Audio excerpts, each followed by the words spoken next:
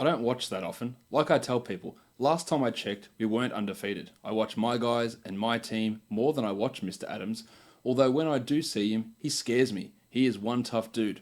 Does a great job. You are Locked On Fantasy Basketball, your daily fantasy basketball podcast, part of the Locked On Podcast Network. Your team every day.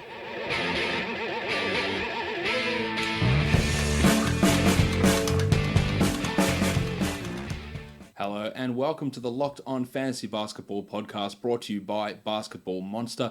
My name is Josh Lloyd and I am the lead fantasy analyst at basketballmonster.com, and you can find me on Twitter as always at redrock_bball. We're going to catch up on all that happened on Thursday, including one of the games of the year between the Spurs and the Thunder.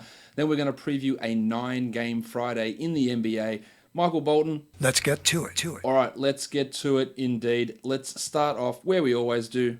Monstrous line of the night. It goes to LaMarcus Aldridge of the San Antonio Spurs in that double overtime victory against the Thunder. 49 minutes for Aldridge, 56 points, including 9 rebounds, 4 assists and 4 blocks. Amazingly, he scored 56 points without hitting a single three. In fact, scratch that, without attempting a single three. He was 20 of 33 from the field and a perfect 16 of 16 from the free throw line. Just some absolute monster performances. We've had big performances this year. We had Yusuf Nurkic's 20 and 20, 5x5. But this has got to be right up there with one of the biggest fantasy performances of the season. Aldridge was really struggling to begin this season. Over the last month, he's a top 20 guy. And as I stress so often, when players are struggling, look at the percentages. And we saw Aldridge, whose true shooting was like at 49% for the first 6 weeks of the season.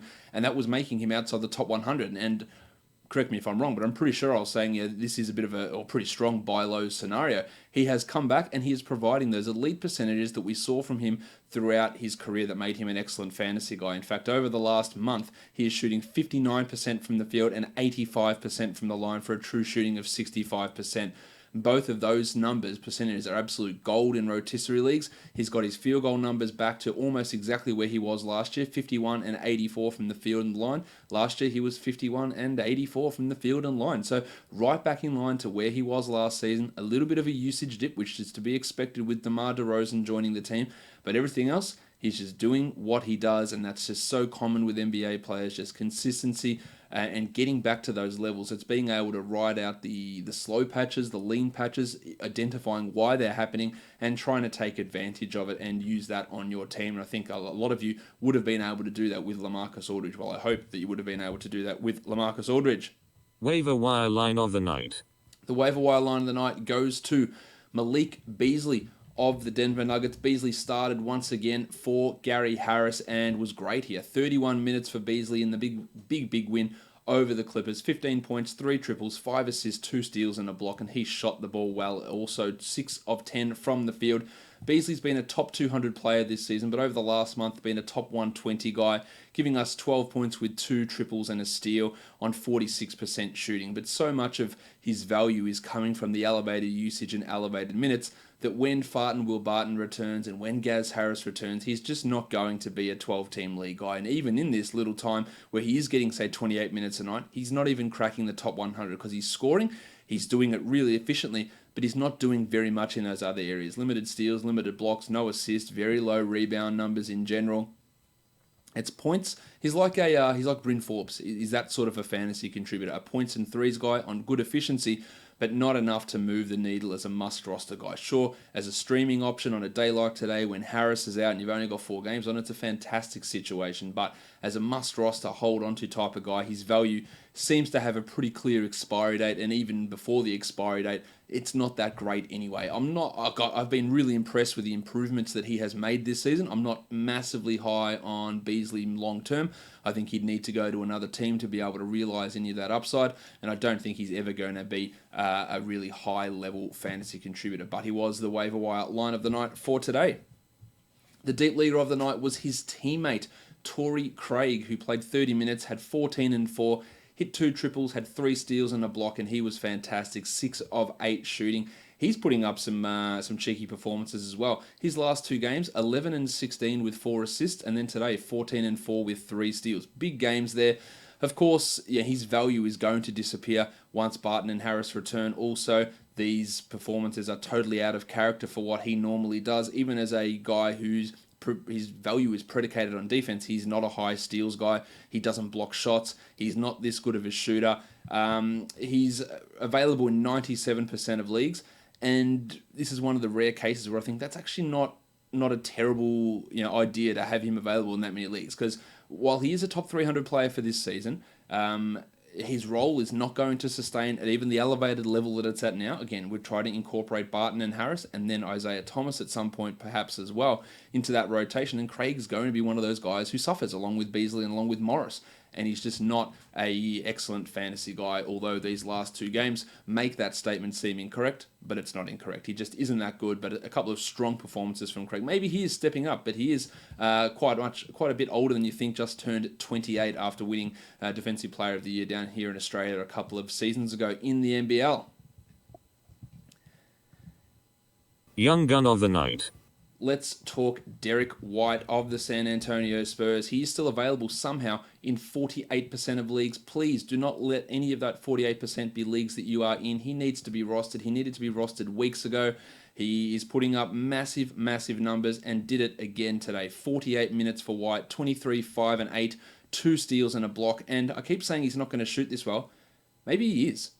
59% from the field. Again, just cannot seem to miss. He is at 50% in nearly every game he takes the floor. In fact, the last time he shot over or under 50% from the field was 8 games ago, back on the 28th of December against the Nuggets, where he went 4 of 9. Since then, 67, 89, 73, 89, 57, 57, 59. Just ludicrous type numbers. I think he's locked in, or no, he is locked in as the starter for the rest of the season. Should be getting 30 plus minutes. The real query is going to come with White is what happens next year when DeJounte Murray's back. Do they start them both? I think that's a possibility.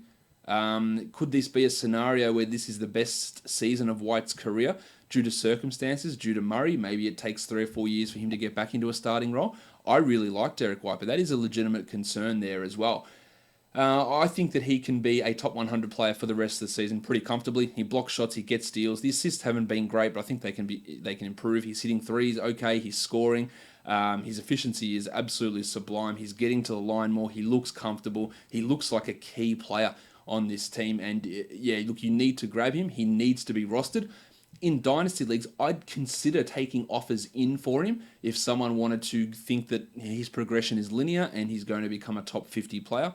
He might, because over the last 2 weeks, he's the 24th ranked player on 67% shooting with 17 points per game. But where does it fit in long term? I do believe in his talent. I believe he is going to be a good player. But are we in Jordan Clarkson territory? Are we in Timothé Luwawu-Cabarrot territory, where they situations enabled them to play big minutes and play well in their rookie year, and then they dropped off after that? Now I think he's a better player than both of those guys, and he could easily find a starting job in many different scenarios. But for now, there's a real chance that he goes back to a minimal or a less optimal role next season. Maybe if he does start alongside Murray, or maybe he's included in a trade, depending on what San Antonio does, or Murray's traded, who knows, or he never recovers from his ACL. There's a lot of question marks there. So this progression from White, while it's excellent, it's not necessarily linear and moving towards just continuing to get better and better, because there are other factors involved there pretty clearly. The dud of the night. What a roller coaster it's been for Gordon Hayward, who was piss poor in this one. 20 minutes, 6 points, 1 rebound and 4 assists, no defense, 3 of 7 from the field. It's been a roller coaster. He was spurred on by the absence of Kyrie Irving. Big usage, big scoring nights, and shit. Hayward's starting to look good here. And then Kyrie returned and the usage dropped back off. Back down to low 20s in usage, but the scoring had still been there. 16 points, 12 points, 14 points in the last 3 games, but today was a real stinker. Now, he didn't need to play minutes because it was a blowout loss, and the Celtics sort of packed it in early and gave their bench extended run.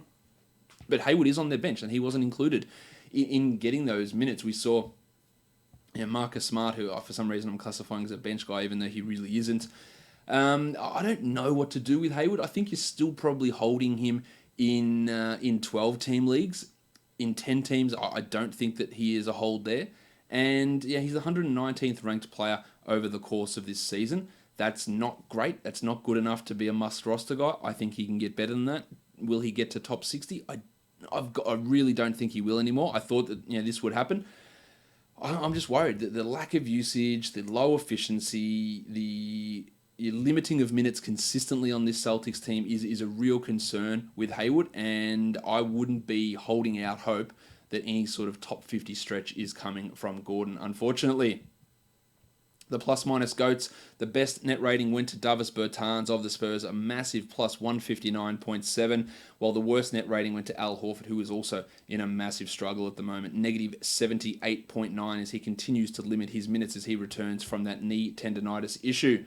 We got some news on Larry Nance's knee. It's a sprained MCL. He'll be out for 2 to 4 weeks. In general, go the longer end of that with a knee surgery type scenario or knee ligament sprain type scenario with Nance. 4 weeks, it'd be about normal. Sure, you can come back earlier, but the Cavs aren't rushing him for any reason. There's no reason for him to do that. He's had some knee issues in the past. With Thompson returning, with Love coming back maybe the same time as Nance, I just don't see that Nance is going to be a standard league hold. Of course, if you've got an IR or a pseudo IR, you keep him there and you see what happens. But it was already trending towards drop territory for Larry Nance before this. And in any scenario with daily changes and no IR, you have to move on, because when he comes back, maybe he's not even a top 100 player during that time with the Thompson ramp up and with more minutes with Love actually playing. And we know how much pressure it's required Larry Drew to be under to actually play Nance decent minutes. And when he gets another option and another excuse not to, you should feel pretty good that he is going to take advantage of that. Steven Adams sprained his ankle. He went to the locker room. He came back into the game. He went back to the locker room. He ended the game on the bench. It's definitely something to watch. This is a team that's obviously without Nerlens Noel as he deals with his concussion. So that would leave them with 0 centers on this roster. Jeremy Grant played center down the stretch in this game with Ferguson and Schroeder manning the 2 and the 3 and Paul George at the 4. So that would be what would happen. And that opens up minutes for guys like Abdul Nadir, Timothé Luwawu-Cabarrot and Patrick Patterson to be the backup 4, with Patterson being the backup 5. Nothing that's really going to open up as be must roster 12-team league guys. Of course, if Noel wasn't out, he would be an absolute must roster guy. And it just goes to show the difference there, that if Noel was there, we'd grab him everywhere if Adams missed time, which again is no guarantee. But without both of those guys, and there just isn't anyone who steps up into a must roster role. Bogdan Bogdanovic left the Kings' victory over the Pistons today. There's speculation that it was the toe issue that's been bothering him. He never returned to the game, but the game was over. So that's something we will monitor. I'm not dropping him in any situation unless we hear it's a Dylan Brooks type toe scenario that keeps him out for the season. Let's just keep an eye on that. But he did suffer that toe injury during today's game. All right, let's crack on now and look at these 4 games across the league, try and break them down as best we can. The first game was the Miami Heat blowing out the Celtics 115-99. Marcus Morris, man, what is going on with this guy? 17-6, 3 triples and 2 blocks, just continues to not miss. This was always his issue in Detroit, but he's adding defense now. He's shooting well. I was slow to get on board, but I'm here now. Well, actually, I've been there for a few weeks, but I still have that nagging feeling, but it's going away, that he's going to drop off because it's been a really extended period of time here. Marcus Smart had 18 points with 4 triples. He remains a 12-team league guy, but not necessarily for every 12-teamer. While Al Horford, 2, 4, and 3 with a block. It wasn't his best night. I'm not dropping Al Horford. In fact, I'd probably throw my worst or second worst player on my roster towards whoever has Horford to try and get them to bite. Horford did claim that this minutes limit that he's on is about to end, and then we should see him push back up to that 28, 29. I don't think he's playing 34 a night. I feel pretty good about saying that, but I think he'll do better than what he currently is. But it's been a real rough stretch for Big Horf at the moment. And it's just it's not coming together as anyone who drafted him in the 40s was probably wrong to begin with. But it's been a rough stretch at this point. He still is the 57th ranked player over the course of the season, but of course that in recent times has been reduced relatively significantly as he has struggled to maintain the same level of production. For the Heat, I don't know. Nobody has any idea what's going to happen with this guard rotation. Yet last game, Derek Jones Jr. out of the rotation. In this one, 29 minutes, 14.7 rebounds, 2 steals and a block. And you see that is a 12-team league line. There's no doubt about it. But he's not going to play that many minutes every game. He might not even play every game. Tyler Johnson was out of the rotation, and then they decided to take Kelly Olynyk out of the rotation, and Tyler Johnson came back in. With Johnson, I feel pretty good about saying there's no way you want him in 12-team leagues. Just get rid of him. If you have him, he's done. Dion Waiters came back from his injury, got a few DMP CDs in a row, and now has played 20 minutes in each of the last 2 games. He wasn't good here. 8, 4, and 3 on 12 shot attempts, but his ability to add some scoring and add some assist numbers, it can be useful. But again, I don't know how to trust how this rotation's going to work. The Duke Wayne Ellington's already been removed from the rotation, we know that. Goran Dragic is out, but something's got to give at some point. One of Johnson, Waiters, Derek Jones, and Olynyk aren't going to play every night. Spoelstra played a monster 11-man rotation here, and yes, that's just not going to be able to stick every night. So there's going to be ups and downs. The 2 safe guys, Joshy Richardson, played 34 minutes, had 18, 3, and 6, while Winslow played 32 minutes. And tying you with my theory, when he shoots well, he gets more minutes. 32 minutes, 13, 7, and 11 on 56% shooting. If that was 46% shooting, he probably would have played 28 minutes. Bam Adebayo was great, 8, 7, and 5, 2 steals and 2 blocks, 27 minutes for Bam. I know he's a better player than Hassan Whiteside. You know he's a better player than Hassan Whiteside, but it doesn't matter what we think. We just need Eric Spoelstra to play him more every game, and that's not going to happen. He's in a stretch where he is playing more than Whiteside, but look back a week ago, Whiteside was playing like 28 minutes and Adebayo was playing 17. So it makes him a hard guy to continually roster. I don't think Whiteside's getting moved. I don't think Whiteside is getting benched this season. So it's going to be this constant back and forward bullshit between these guys. As for Jim Johnson, well, he was getting like 27 minutes a night, got sick, and now plays 19 minutes a night. I don't understand that, but it's an issue with trying to fit all these guys into the rotation, in trying to fit Olynyk and Johnson and Magruder. And let's be honest, Scooter Magruder should not be in the rotation at all, let alone starting. And I think Spoelstra is starting to come around to that. Only 15 minutes here for Magruder. His minutes graph is very, very quickly trending down. He started but played only 15, and that is the guy that you need to be cutting out of the rotation. He shouldn't be getting any of these playing time. He's worse than Jones. He's worse than Johnson. He's worse than Waiters. He's worse than the other Johnson. He's worse than Olynyk. He is literally the worst player in that rotation. But Spoelstra loves him and will just continue to start him. But we are seeing those minutes start to drop, which is, I guess, encouraging if you're a fan of those other guys. Let's move on to the next one. Another blowout. The Clippers lose to the Nuggets 121-100. Not so much of the Serbian Heritage Night bump for Boban Marjanovic, who was killed in this game. 0 points in 6 minutes. Now, historically, he's done well against the Nuggets and Jokic. It wasn't the case here. Gilgeous-Alexander, just the 20 minutes, 3 points. Those defensive numbers weren't quite there. While the table Montrezl Harrell had 16 and 6 in his 22, and Toby Harris 18 and 11. Lou Williams is cooking in limited minutes. Only 25 minutes for Lou, but 19 points is nice. Onto the Nuggets. We talked Craig. We talked Beasley. Let's talk Jokic, who only needed 28 minutes to amass a triple-double, 18, 14, and 10. With 2 blocks, and overly wasn't efficient as well, so he had significant room for improvement, while Mason Plumlee out of nowhere. 17, 12, and 5 with a block. Extra minutes because they didn't need to play Jokic as much because this game was a significant blowout, and Millsap was limited to just the 24 minutes. Juancho Hernangomez is dealing with groin issues. He's in pain. His value has clearly tanked, and he is at real risk of having some games off or being out of the rotation when some of these guys return, and Trey Lyles will almost definitely be out of the rotation when the injured players get back into action. Next up, the San Antonio Spurs beat the Thunder 154-147 in double overtime, one of the games of the year. Westbrook had an astonishing line, 24 points, 13 rebounds, and 24 assists with 2 steals, and he shot 50% from the field. It's a pity that he went 2 of 5 from the line to murder your free throws. Otherwise, he probably would have been coming away with the monstrous line of the night. Adams had 19 and 7 with 2 steals and 2 blocks, played 38 minutes before the ankle injury ended his night, and Paul George had a 30 and 8 with 3 steals. Jeremy Grant also career-high 25 points, 12 rebounds, 3 blocks. A must-roster guy who isn't all that exciting. This is his best game by far in his career, but still a 12-team league guy. While Schroeder managed 36 minutes and still just 14, 2, and 4. That should be a decent impetus for you to move on in 12-teamers. Terry Ferguson, the career night from him as well. 21 points with 7 triples, 1 rebound, and nothing else. As empty as it gets, and of course, you're not relying on Terry to put up 7 threes in a game all that often. For the Spurs, Derek White and Aldridge we've talked about already. Brynnie Forbes, 14 and 8 with 3 triples, solid enough from Forbesy.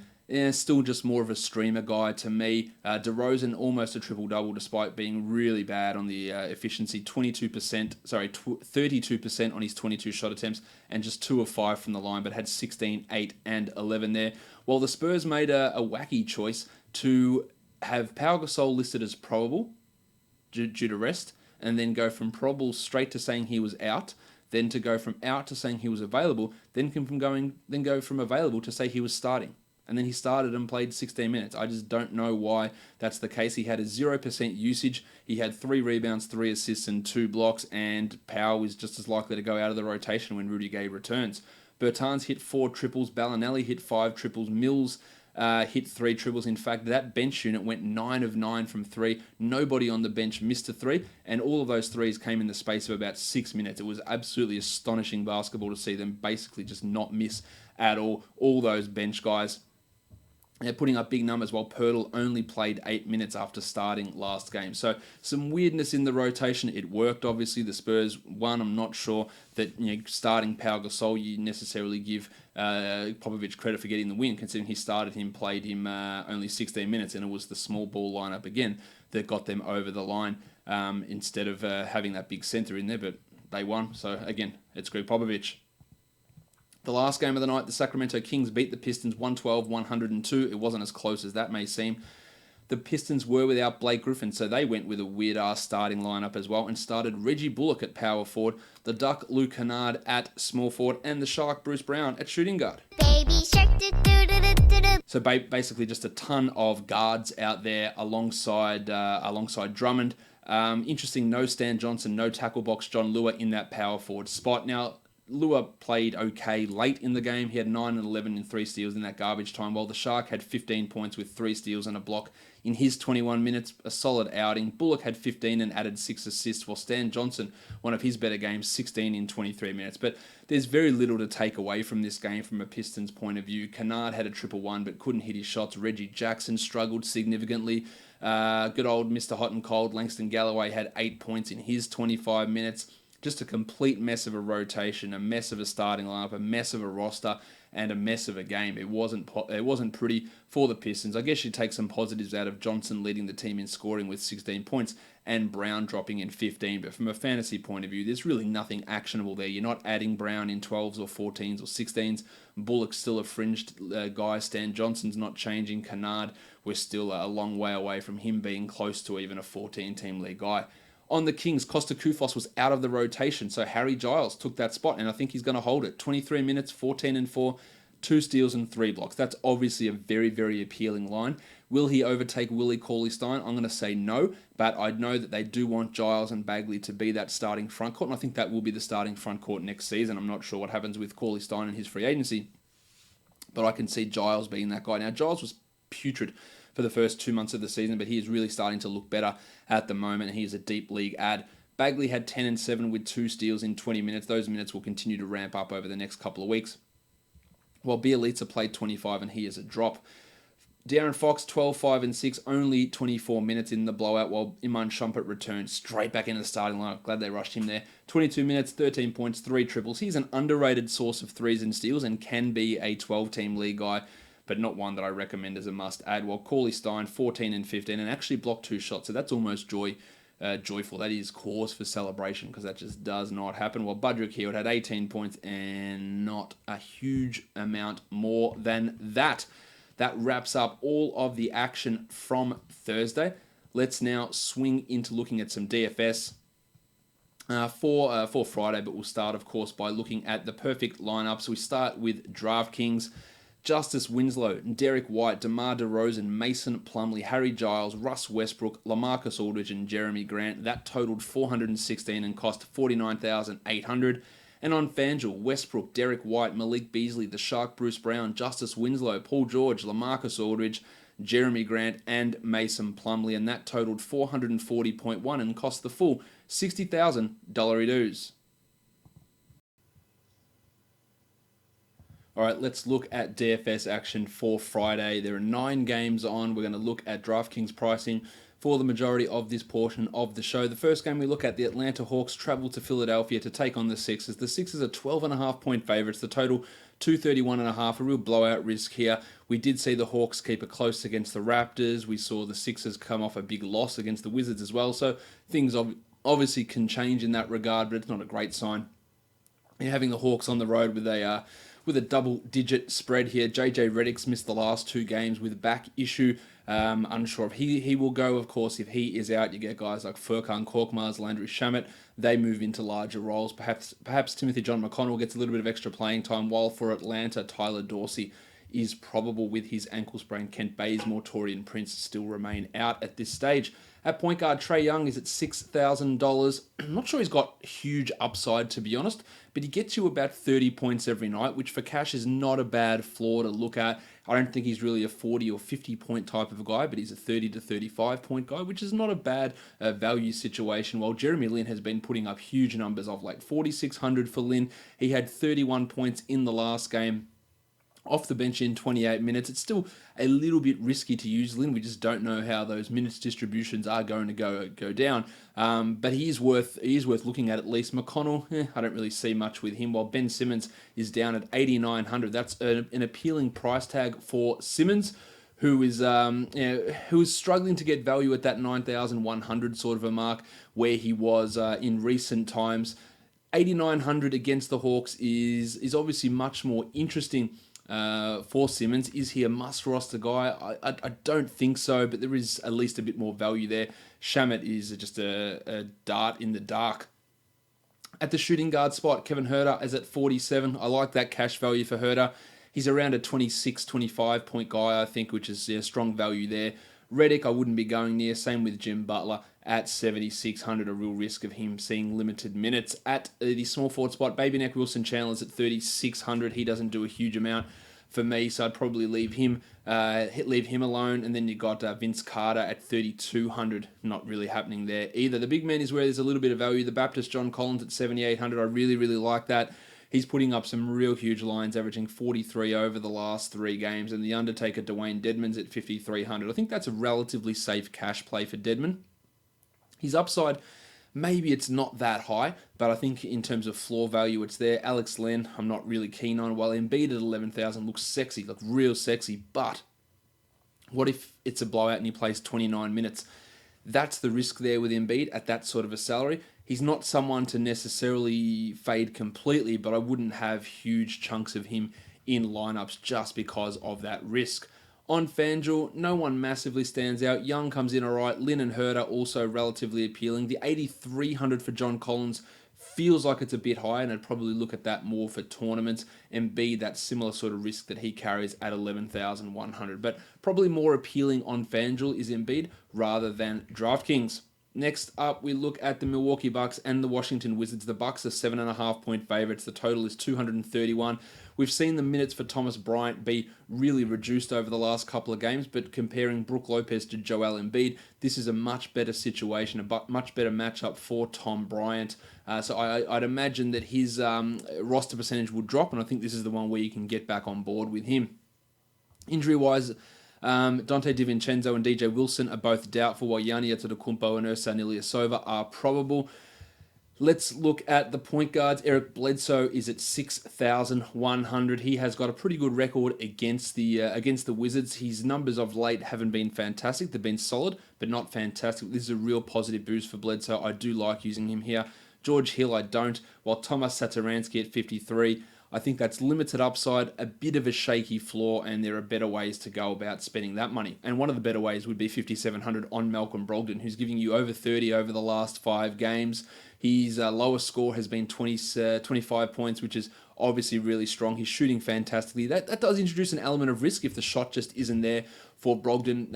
What sort of value is he going to provide? But I don't mind him at that sort of a salary. I love Brad Beal, 8,600 for Bealo. His lowest score over his last 5 is 40, so that's a super strong floor, and the salary is not too high. I think he's one of the better cash plays on the entire board. Then you got Chrissy Middleton at 6,900. Giggity!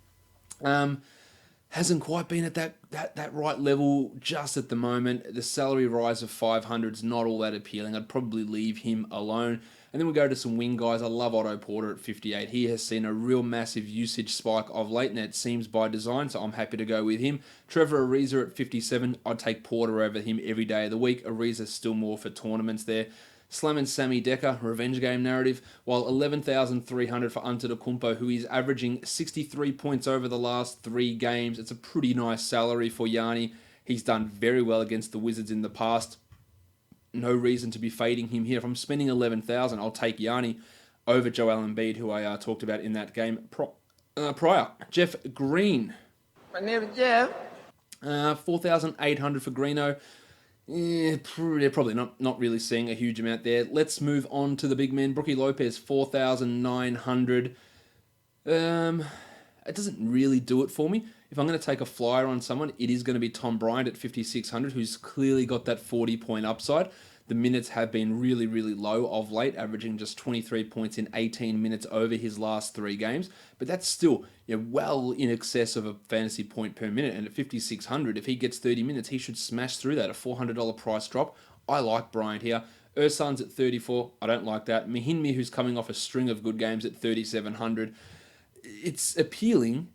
But realistically, is Mahinmi going to be able to play big minutes against Brook Lopez? My answer is probably going to be no, and I think that he's more likely to play 0 minutes than he is to play 26 minutes in this one. He had 25 last game out against Embiid. Over on FanDuel, I like Porter a ton at 6,100. Ariza is relatively strong. Beal at 95 is really strong also. Bledsoe comes in okay, while Middleton at 72 and Yanni at 11.8. I prefer those guys on FanDuel to DraftKings. Yanni, though, is still pretty good on DraftKings as well. Let's go on to the next game now. We're looking at the Toronto Raptors, 9.5-point favorites over the Brooklyn Nets. The total is 219.5 points in this game. Injury-wise for the Nets, Rondé Hollis-Jefferson is out. Jared Dudley is out with that hamstring injury. Alan Crabb is also out. So there's a lot of value opening up here on this Nets team. At point guard, Kyle Lowry is at 7,600. Hasn't missed a beat since returning from his back injury. I like the matchup. I'm happy with him. I also like his opposite number here, D'Angelo Russell, who, amazingly, is averaging 49 the last 3 times out against Toronto.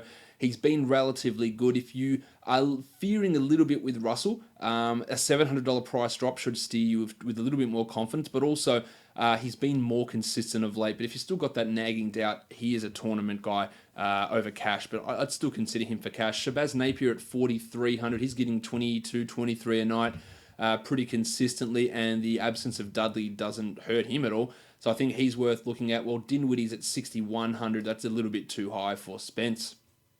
The shooting guard, Smokin' Joe Harris at 5,200. Love what Smokin' Joe's been doing, but is there really enough value in that to be a must-roster guy? I tend to think not. Dan Green is a strong no from me. At small forward, Rowdy Rodion's Kurucs at 4,100. An extra opportunity does arise here for Kurucs as well with this injury to Dudley, pushing guys like Damari Carroll down to play the 4, and I think Carroll will likely be the starting power forward in this game. 4,100 for Rod. I think that's a tournament play. That's really about it, though. While the fun guy, Kawhi Leonard, I'm a fun guy. he's at 9,700. Really, really like that. That is a super strong cash play. The Jedi, OG Anunoby, not happening. Hello there. And then Damari Carroll at 53, who only played 21 minutes last game, but went at a fantasy point per minute in that time. And I think he could push up to 28 or 29 in what I think will be a likely starting role. The other guy who could start, of course, is Ken Farid, who's at 3,500. The last time he played, he had 35 points in 29 minutes. So he is a strong GPP guy, but just have a look at the roster for the Nets and the rotation and try and figure out how he gets that amount of minutes. That might be the tough ask. Again, I tried to work it out, and I'm giving my minutes to Napier. I'm giving minutes to Carroll. Kurucs is getting his playing time. Like, where is Farid fitting in for that 29? He got that last game with Ed Davis out, which really did fit what he was able to do and play that center role. So I'm not sure that it's necessarily going to go as well for Farid in this one. At center against the Nets have been strong. So Serge Ibaka at 6,200 comes into play. He's been a little bit down of late, but I think this is a pretty strong. I think this is a pretty strong opportunity for him to do so Eddie Davis at 4,000, just pulling down rebounds out of everywhere. He's just getting every rebound he possibly can, and that's leading to some pretty strong numbers. I just don't love it as a DFS play. Well, 6,700 for Pascal Siakam. Really strong floor. His lowest score has been 5 over the last 5 games, which is awesome. At 6,700, I'm not sure there's enough upside, but for cash, it's pretty hard to go wrong. Well, Jarrett Allen's the other way around. He's a tournament guy, not really much of a cash look. On FanDuel, it's Ibaka who probably comes in the strongest, but there's an element of doubt there. I like Lowry quite a bit at 7,800, and Smoke and Joe Harris at 49 also looks to be pretty strong over on FanDuel, and that same story about Damari Carroll and Ken Freed with some potential value opening up for those guys. Next up, which game do we look at? It's the Indiana Pacers and the New York Knicks. The Pacers are 8.5 point favorites. The total is 219.5. We know big men put up big numbers against the Knicks. We've got a couple of injuries to pay attention to here. Enes Kanter is questionable for New York. We know that Mitchell Robinson is out, so if both of those guys are out, then it's big time Cornetto time, Luke Cornett. And then maybe you get some more Noah Vonleh. Maybe Isaiah Hicks moves into it. We get a solid 30 minutes out of Mario Hezonja is another possibility there as well. While for Indiana, Miles Turner and Darren Collison are both questionable. Turner's out, you unload your cock monsters and your Domantas Sabonis. While if Collison's out, look for more Corey Joseph and Tyreek Evans in that scenario. At point guard, Joseph actually comes in at 3,400. I think that he would be an interesting tournament guy. He is a little bit fluky, but an opportunity could arise here for him. While Emmanuel Mudiay at 5,700, well, of course, we can't rely upon what Fizdale is going to do at any given point in time, so that makes Mudiay a little bit hard to trust. But still not a bad price for Manny there. 8,200 for Vic Oladipo. He's doing jack shit at the moment, averaging under 25 in the last 3. This is, of course, an excellent opportunity for him to rebound. So at 8,200, I would absolutely look at him for tournaments. Collison, Trier, nah, probably not. At shooting guard, Tyreek's at 38. That's really going to come into play if Collison's out. He could very easily have a 30-pointer. That would be a tournament type of look. While Timmy Hardaway at 59, I'm strongly against him. Not as a person, just as a play here. Bojan Bogdanovic, 5,700, really shit the bed last time out, but prior to that, he was giving you in excess of 30 points pretty comfortably. I think he's worth going back to, at least in a tournament sense. While Thaddeus Young absolutely loves playing the Knicks, absolutely loves feasting against teams who can't handle big men, and the Knicks are one of those. If Turner is out especially, I really, really like that Thad Young play at 5,700. While the Fort, Kevin Knox at 54, you can only look at him as a tournament guy at this stage. For the big men, Enes Kanter's at 62. So he's a 25-minute-a-night game guy now? Like that's what he is? I don't know, because he's averaging 41 over the last 3 in 27 minutes after playing minutes in the teens when he was first benched.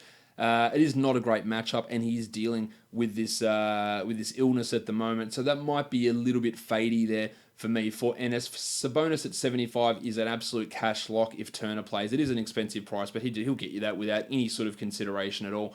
While Vonleh's at 5,800, his minutes go like 19, 30, 18. They're all over the place. You can't trust it, and he's not that good enough that you'd want to trust it anyway. While Miles Turner at 67, the appeal is there. Given the matchup at that shoulder and the fact that his numbers have reduced lately, I probably will go a different direction. Of course, the Cornetto at 4,400 will become one of the plays of the day if Enes Kanter is in fact out. On FanDuel, Knox at 5,000, that's a nice price. I think Hardaway at 54 also should gather your attention for tournaments. And Thad Young, I love, at 6,000. Oladipo still in that bounce-back tournament mold at 8,500, and the same story goes for guys like Tyreek and guys like Sabonis in the event that they're players in front of them happen to be injured. Next up, we look at the Cleveland Cavaliers. They are taking on the Houston Rockets. Not a great spread here. 14.5 points for in favor of the Rockets. The total 217.5. It's a real blowout risk, but this is Mike D'Antoni we're talking about. Does he ever limit his players? The answer is very, very unlikely. All right, so let's look at the point guard situation here in this. Actually, injury-wise, we know Larry Nance is out. Rocket Rodney Hood is questionable with that Achilles issue. I imagine that he will sit this one out as well. Houston, Chris Paul, and Eric Gordon are both out. So point guard, Jim Harden, 12,500. In cash, it's really, really hard to go past this guy. He's getting 65 a night pretty comfortably. And then his backcourt teammate, Austin Rivers, is at 5,000. I hate that price for Austin Rivers. He's averaging 24 points over the last 5, and it's taking him 41 minutes to get there. That's an elevated price, and I would not be interested in it. The Padawan Colin Sexton's at 4,400. That's really just a GPP. Now, earlier in the season, he had 36 points in a game against Houston. He has really not been close to that at any point recently, and with the elevated play of Campaign and Matty Dellavedova, we're seeing Larry Drew not really be as interested in playing him the minutes that he sort of requires to get to that level. So he'd be a real risky GPP guy. As for Berksy and Clarko, really strong options if Hood is out, especially Jordan Clarkson at 5,700, who's averaging 38 in the last 3, and I'd really, really like to use him if we do hear that Hood is out. Gerald Green's a 4,200 guy. He's a weird tournament guy, nothing too exciting there. Hood at 42, I don't want to use him even if he's ready to go. Chetty Osman, 4,300 as a small forward. That's a strong fade. PJ Tucker, the same for me. While the big man, Clint Capella, 7,600, just churning out 40-pointer after 40-pointer. Not really a guy that you can go all that wrong with. While Tristan Thompson is down at 5,800. I actually like that price tag for Thompson. I think he could be in for a fair chunk of minutes here. We'll probably have Channing Frye starting again at power forward. I do like Thompson at 58. I'm not sure of his tournament upside, but I do like his ability here to get to that 30-point mark, which would be pretty nice. In a cash scenario on FanDuel, I love Harden. It's at 12.6. Austin Rivers at 51. There's not that many great options on FanDuel as per usual, so I'd consider Rivers for tournaments there. Same with Sexton, while Capella is up at 9,100. That's pretty expensive for Capella, and it takes a lot of the value away, but it's definitely not a bad situation to use him. I also would really like Clarkson if Hood is out, but if Hood is in at $6,000 for Geordie Clarkson, it's probably a little bit tough to use him. Next up, the Minnesota Timberwolves. They host the Dallas Mavericks. The Wolves are 5-point favorites. The total is 221. Dennis Smith Jr. is out of this one. Dirk Nowitzki should be back. So I imagine that we see more of that point Doncic lineup with Maxi Kleber starting. Now, of course, they could go to Jalen Brunson, which they did earlier in the season. But with Dirk back and Kleber being a significantly better player than Brunson, starting Kleber is really the only way you're going to get him enough playing time to be impactful, pushing Doncic to point guard. And that's what they did a couple of times over the last couple of weeks. And I imagine that's the way it goes. But there is an element of risk in that because they could go that other direction and go with Brunson starting over Kleber. I don't think they will, though.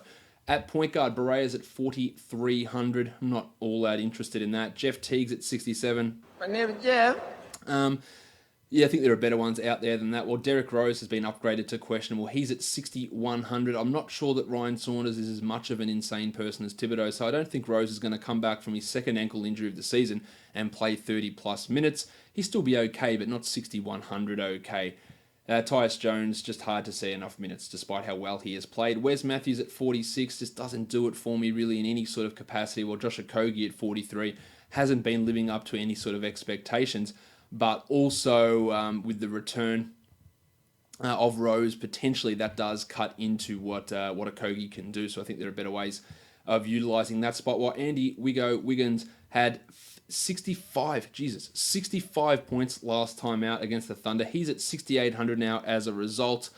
I'm not so sure that that's... in fact, I'm pretty bloody sure that that's not replicable from Wiggo in a much more negative of a matchup. But in a tournament, not a bad look, but that $800 price rise takes a lot of the value out there.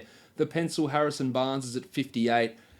His game is just so dependent on being able to score, and that is a risk with him. But with Smith out, he does get a bit of a boost. So I think he's not a bad cash play with a positive matchup coming his way here.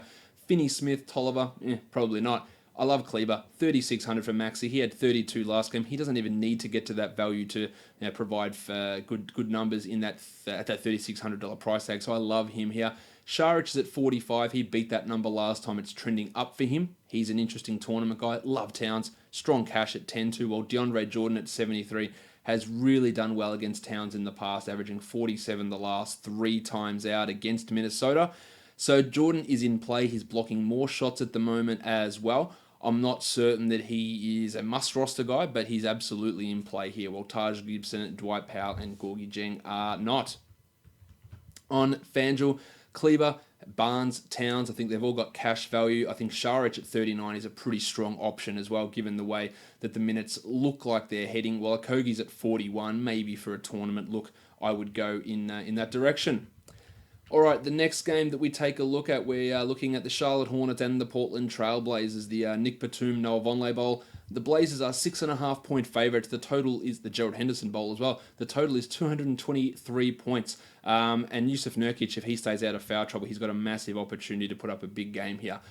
Damian Lillard is listed as questionable with an elbow issue. If he is out, that opens up a ton of value. You look at CJ McCollum as a must-roster guy. Someone like Seth Curry absolutely comes into play if Lillard is sidelined, and Nurkic gets a lot more value in that scenario as well. I like Kemba here. I think the salary is in the right spot, $8,300 for Kemba, whose numbers have not been good of late, but I think this is a good opportunity for a 40-plus pointer. While I like Lillard's opportunity if he wasn't dealing with an elbow injury, so that is something for us to pay some attention to. McCollum's at 6,300. He's been pretty good of late. I think that is a must play if Lillard is out. Otherwise, there are better ways to go about it. While Seth Curry at 36 would be an auto lock cash guy, I believe, if Lillard is sidelined. Mo Harkless is out, so Evan Turner's at 4,000. Maybe, but probably not. The Chief Al-Farouq Aminu.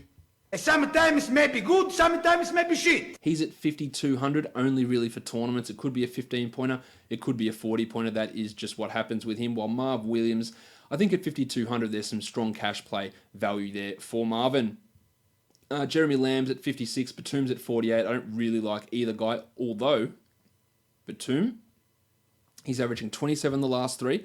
He's averaging 35 his last three against Portland. At that 4,800 price tag, I'm not adverse to putting him into a tournament. For the bigs, I like Nurkic a lot. 8,100 for Yusuf. This should be close to a 45-pointer, I believe, from him. Myers, Leonard, Bill Hernan-Gomez, Bismack Biyombo, Zach Collins. I just don't see it for any of them. The Biyombo, Hernan-Gomez merry-go-round at center is providing absolutely zero value for us. If you're going to throw one of them into a tournament, it's going to be Hernan-Gomez because he does have by far the highest upside in terms of point per minute value, but there's no reliability with any of those guys for any sort of cash scenario. On FanDuel, Kemba and Nurkic also come in pretty good over there. Turner at 45 has appeal, but not enough for me. While Marvin Williams, again, just a solid cash option over on the old FanDuel. Next up, the Lakers and the Jazz. The Jazz are favored by 8.5 points. I imagine that's going to change. The total is 217 because the Jazz have 0 point guards. No Ricky Rubio, no Dante Exum, and now no Raul Neto. So it's going to be interesting to see how they can go about doing that. I think it's going to be Don Mitchell, who's the point guard, no shit, but that means Royce O'Neal likely moves into the starting lineup. Also, Grayson Allen is out, so no hope of him getting minutes in this one. If we're looking at point guards, the only guy we've got to really talk about is Lonzo Ball at 6,500. Don't like the matchup here for Lonzo. He's been okay, but he hasn't been that good. And the same thing for Brandon Ingram. Although he has, Ingram this is, seen his price drop by $900 on DraftKings, and that should get your attention. I just don't have enough faith in him to be a consistent enough producer. While Josh the Hitman Hart at 5,800, a little bit streaky, a little bit up and down, and a little bit of someone I don't really want to pay attention to. Jingle Joe Ingles at 57. I'm in on Ingles here. This has got 40-point potential written all over it. Assists out the wazoo, more usage coming his way. Big on Ingles here. Stevenson and Korver. Maybe Kyle Korver at 35 could be one of those nights where he plays 27 minutes and hits 7 triples. That's a real possibility for Korver, given the injuries, but I wouldn't want to be locking that in cash, while Caldwell Pope's at 5,100, really always just a tournament-only guy. Royce O'Neal's at 3,300. I think O'Neal can get to 20, which would be okay value. He's not a strong play. He's not the strongest play, but there is at least some value there in him, while Jay Crowder at 45. I think we might see a decent Crowder game, but he's a little bit tough to rely upon as well. The future MVP, Kyle Kuzma, had 41 real-life points last game, and that was 45 DraftKings points. Just further illustrating how little he did in those other categories. That was obviously it's not a fluke performance, but it's an outlier performance. 7,200 probably is a little bit too expensive for Kuz here. Big man, Gobert, I love it, 8,000. We've seen centers put up huge numbers against the Lakers nearly all of this season. So I do think that he is absolutely worth considering here at that $8,000 price tag. It's a pretty strong price to use Gobert at. So I'd be happy to do that. McGee, Chandler, Favors, Zubats, nobody there is really standing out as being a supreme option. On FanDuel, Ingles and Gobert stand out. Don Mitchell's at 81, really like him. I like Mitchell on DraftKings as well. I didn't even mention him in the end. He looks pretty good, while the minimum salary of Royce O'Neal at least should get some of your interest in FanDuel with the drop lower score format. The last game could be disgusting. The Chicago Bulls travel to take on the Golden State Warriors. The Warriors are 15.5-point favourites. The total is 221.5. Zach LaVine is listed as probable due to ankle soreness. Sean Livingston is also probable with his knee issue. In the past, we've seen Jordan Bell have some big games against Chicago. I don't think that'll happen here, but it is worth mentioning. At point guard, LaVine is at 6,400. He is not really getting to that level of late. Just the peripheral numbers are struggling there. While Chris Dunn's at 66, I'd feel more inclined to use Dunn than LaVine, to be honest, for his ability to contribute in multiple areas. Steph would be great here, and he could easily kill the Bulls, but what if he plays 28 minutes? I think that's a legitimate risk for Steph. So at 9,900, maybe just for tournaments. Not much else happening there. Blakeney, Archer, Jacquinot, Livingston, not guys that I'm all that interested in. At shooting guard, Klay Thompson's at 7,200. He's averaging over 40 in the last 5. The shot looks to be back for the time being. Still just more of a tournament guy at that elevated price. And then for the small forwards, you've got Kevin Durant at 9,800. I'd take him over Steph, to be honest, but I wouldn't feel comfortable about doing it for either guy. While Chandler Hutchison, he is not that good at accumulating fantasy numbers, at least. For the big man, Punch Bob Shiploke, 4,600. I like Portis's ability here to go and jack shots with no regard for anything else on the court, and that can translate into 25 plus points, so I like him.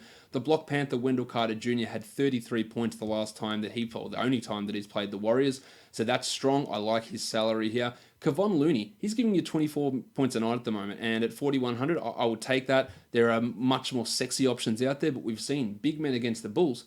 They put up big numbers, and Looney is a big man against the Bulls, so it's an option for him. Draymond's at 7,000. I would really like Draymond here. Just a little bit worried about the potential blowout in this game. On FanDuel, Looney again comes in strong. Draymond looks pretty solid over there as well, and no one else really differing too much from how I discussed it over on DraftKings. Let's have a look now at some studs and values. On DraftKings, the stud is Brad Beal, and the value play is Maxi Kleber. On FanDuel, my stud is Gobert, and my value play is Kleber there as well. On Yahoo, my stud is Nurkic, and my value play is Kleber. And on DraftStars, my stud is Beal, and my value play is Royce O'Neal. Guys, that'll do it for today's show. After you finish listening to this, go check out your favorite Locked On NBA team podcast by telling your smart speaker to play the podcast Locked On, insert team name here. And if you do listen to this show on Apple Podcasts, go leave a 5-star rating or a review. It's a great way of showing me that you enjoy the show, but also helping get the show out to others. Follow me on Twitter at redrock_bball. Guys, we are done here. Thank you so much for listening, everyone. See ya.